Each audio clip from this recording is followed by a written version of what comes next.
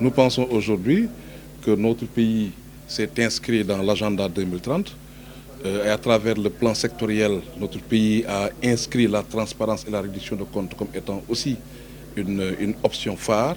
Et donc de ce point de vue, faire en sorte que toutes les autorités puissent accepter de se soumettre à cet exercice devient pour nous un impératif intéressant.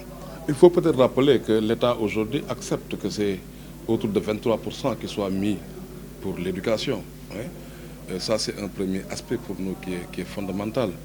Et l'autre élément, c'est qu'il est aujourd'hui essentiel qu'on puisse travailler à avoir une bonne traçabilité des ressources financières qui sont injectées dans le système. Nous savons qu'il y a beaucoup de ressources qui échappent au système, notamment les contributions des parents. Jusque-là, nous avons encore des difficultés à pouvoir les tracer.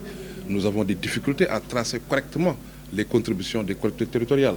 Donc il est essentiel d'aller dans le sens d'avoir en tout cas une bonne maîtrise, une bonne traçabilité des budgets, d'une part, mais ceci doit nous permettre d'optimiser ces ressources.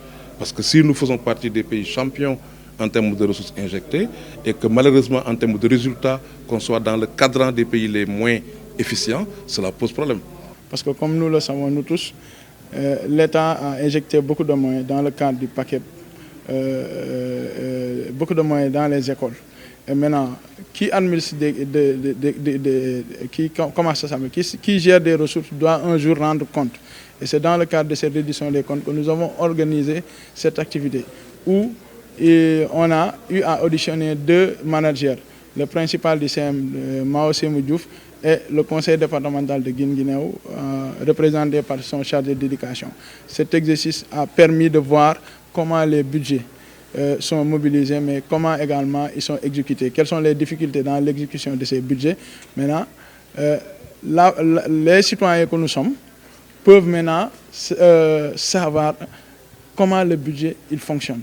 Je viens de vous dire que si on vous confie une structure, n'importe laquelle, étatique, qui fonctionne sur la base d'un budget, donc de deniers publics qui vous sont alloués, c'est une obligation de rendre compte de manière transparente comment cette gestion a été faite, comment avons-nous utilisé les deniers qui ont été mis à notre disposition.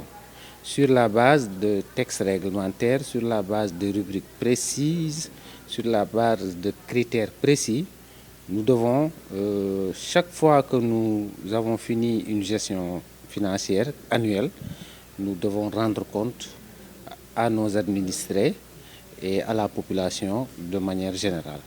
Donc ça, c'est une obligation, ça fait partie des principes de gestion, la transparence et la reddition des comptes.